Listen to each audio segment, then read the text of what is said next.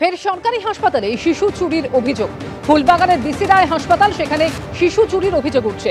ভাঙড়ের এক মহিলা 6 মাসের শিশু সন্তানকে নিয়ে হাসপাতালে আসেন। হাসপাতালে আসার সময় বাসে এক মহিলার সঙ্গে আলাপ হয়। ভাঙড়ের বাসিন্দা বলে পরিচয় দেন ওই মহিলা। দাবি শিশুর মায়ের সঙ্গে হাসপাতালে এসে সাহায্য করেন ওই মহিলা। শিশুকে রেখে ওষুধ আনতে গেলে সেই ফাঁকে চুরি করেন শিশুকে, এমনই অভিযোগ করছেন শিশুর মা। ফুলবাগান থানায় এই নিয়ে অভিযোগ দায়ের হয়েছে, তদন্তে নেমেছে পুলিশ। এবার আন্দোলনে এসএলএসটির নতুন চাকরি প্রার্থীরা তারা পথে নামলেন এবং করুণাময়ী থেকে বিকাশ ভবন পর্যন্ত মিছিল করেন তারা এবং এরপর বিক্ষোভে বসেন। অবস্থান বিক্ষোভ নতুন চাকরি প্রার্থীদের সেন্ট্রাল পার্কের সামনে। অভিজ্ঞতার জন্য 10 নম্বর নিয়ে আপত্তি জানাচ্ছেন নতুন চাকরি প্রার্থীরা।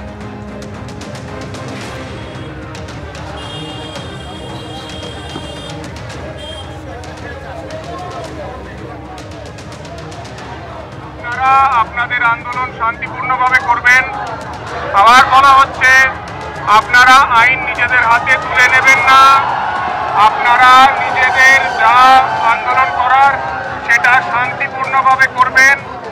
আপনারা অযথা উত্তেজিত হবেন না, শান্তিপূর্ণ থাকবেন।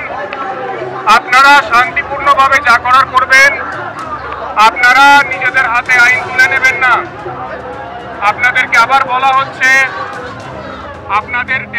সরাসরি কথা বলবো। ব্রতদীপ ভট্টাচার্য এই মুহূর্তে রয়েছেন আমাদের সঙ্গে। ব্রতদীপ, বঞ্চনার অভিযোগ তুলে এসএলএসটির এই সমস্ত নতুন চাকরি প্রার্থীরা তারা পথে নেমেছেন, অবস্থান বিক্ষোভ করছেন তারা। কি বক্তব্য তাদের, কি নিয়ে অভিযোগ তাদের?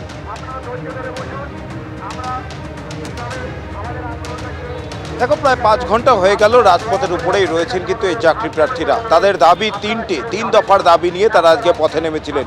করুণাময়ী মোড় থেকে তারা মিছিল করেন, যাওয়ার কথা ছিল বিকাশ ভবন, কিন্তু ঠিক এইখানেই পুলিশ তাদের আটকে দেয়। সেন্ট্রাল পার্কের সামনে ময়ূখ ভবনের যে সিগন্যাল, সেখানে পুলিশ ব্যারিকেড করে আটকে দেয়, আর তারপরেই তারা এখানে অবস্থানে বসে যান।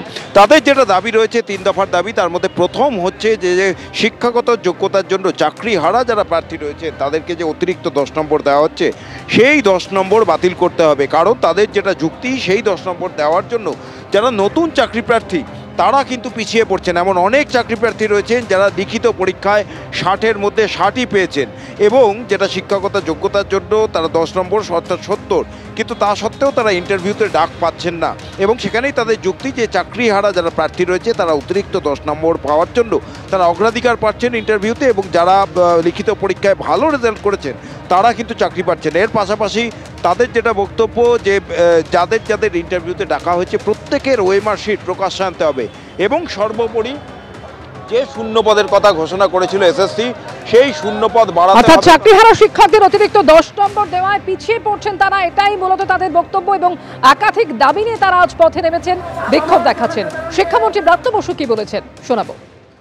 একেবারেই নেই, এটা কোনো এসএসসির সঙ্গে কথা হয়েছে, এখন অবধি এসএসসির জ্ঞান মোতাবেক কোনো দাগি প্রার্থীর নাম তালিকায় ওঠেনি। মামলার মতো হোক না, সে কি আছে, কি করা যাবে?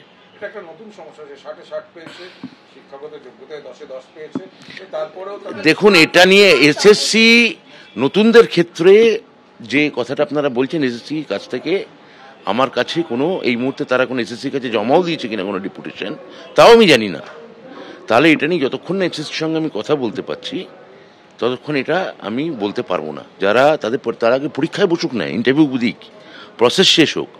আমার সঙ্গে মুখ্যমন্ত্রীর ভ্যাকেন্সি বাড়ানো নিয়ে একটা নিশ্চয়ই আলোচনা হয়েছে, কিন্তু সেটা যতক্ষণ না কোনো প্রসেস শেষ হচ্ছে, এই নিয়ে কোনো আইনিভাবে কোনো পাকাপোক্ত কোনো কথা আমি এখানে বলতে পারি না।